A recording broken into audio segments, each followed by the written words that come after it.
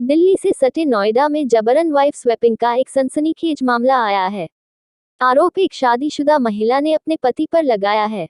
महिला ने दावा किया है कि उनके पति जबरन शराब पिलाते हैं, मॉडर्न बनने के लिए दबाव डालते हैं।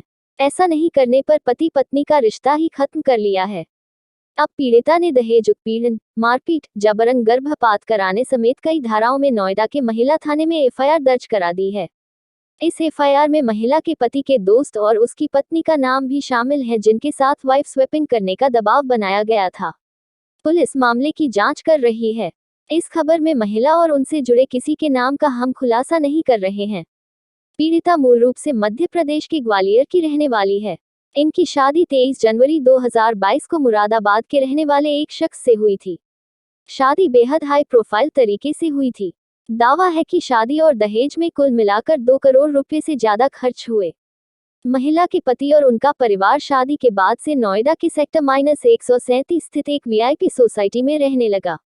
यहां सास, ससुर और नंद भी रहने लगी। दर्ज एफआईआर के अनुसार विवाहिता का आरोप है कि ससुराल के लोग शादी के कुछ समय बाद से नशा करने से लेकर नॉनवेज खाने का दबाव बनाने लगे। ये कहते थे कि तुम नए जमाने की नहीं हो, मॉडर्न तरीके से नहीं रहती हैं।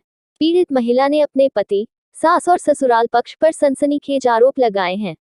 महिला का कहना है कि ससुराल पक्ष के लोग मुझे हाई प्रोफाइल नहीं मानते हैं, क्योंकि मैं आम शादीशुदा महिला की तरह के पैरों में पायल और बिछिया पहनती हूँ, साड़ी पहनती हूँ। ऐसे में ससुराल पक्ष के लोग पायल और बिछिया पहनने से मना करते हैं।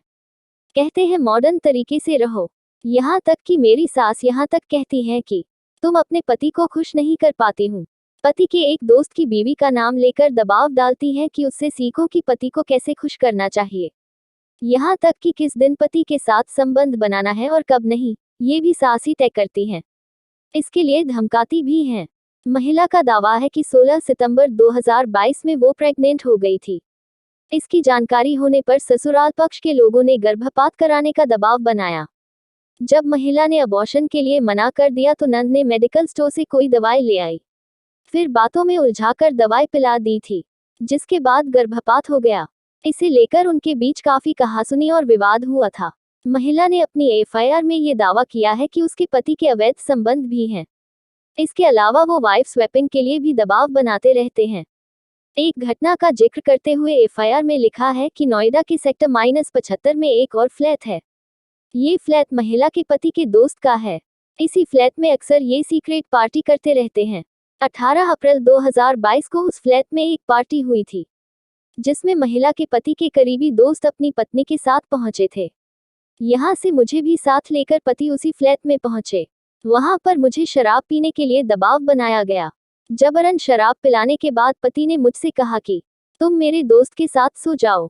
मैं उसकी पत्नी के साथ, जिसे वाइफ स्वैपिंग कहते हैं, पति के दोस्त के साथ रात में सोने की बात सुनकर महिला बेहद नाराज हो गई और झगड़ा करने लगी। इस पर उनके पति ने धमकी देते हुए कह दिया कि अब उसके साथ नहीं रहेगा और काफी परेशान करेगा, जिंदगी नरक बना देगा। अब परेशान होकर महिला ने पहले नजदीकी थाने में शिकायत की, जिसके बाद केस को महिला थाने में ट्रांसफर कर दिया।